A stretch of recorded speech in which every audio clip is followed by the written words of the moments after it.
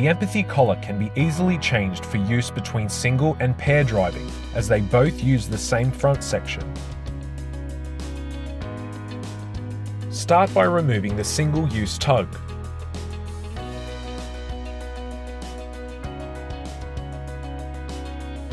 Then undo and remove the quick-release trace buckle for single driving.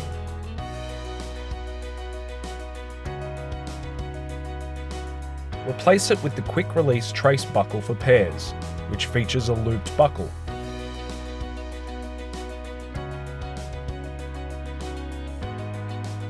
It fits in the same way as the single onto the quick-release fitting.